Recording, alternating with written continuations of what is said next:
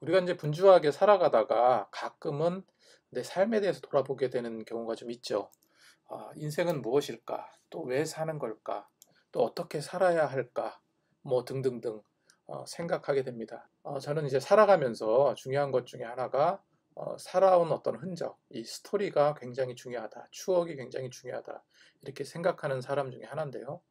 영화나 드라마를 보면 이 기억에 남는 그런 그 잔상들이 많이 있습니다. 배우들의 어떤 대사라든지 장면이라든지 어떤 뭐 시각적인 어떤 효과들 이런 것들이 나중에 굉장히 중요한 그런 어떤 기억이나 추억으로 남는 경우가 좀 많이 있습니다.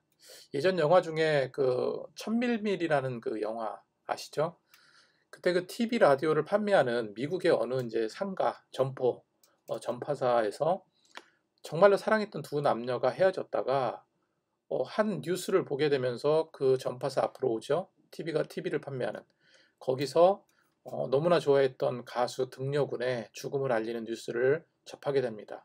서로 안타까우면서 TV를 보다가 우연히 예전에 자기가 사랑했던 남자, 여자인 것을 확인하게 돼요.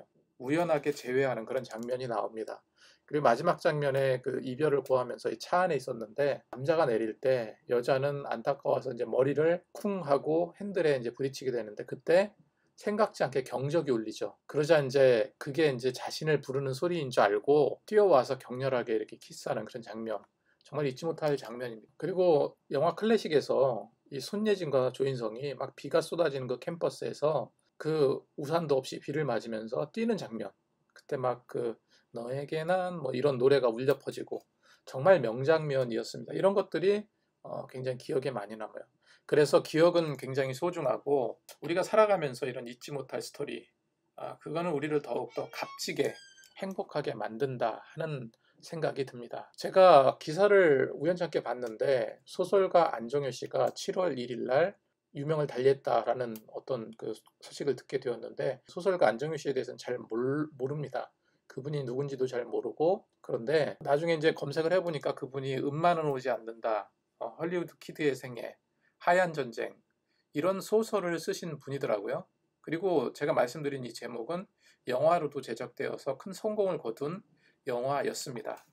그런데 왜 제가 알지도 못하는 그냥 뭐 알기는 하지만 저하고 안면식도 없는 이 소설가 안정희 씨를 왜 이분이 생각이 나서 이 영상을 만들게 되었을까? 왜 이분을 기억하게 되었을까?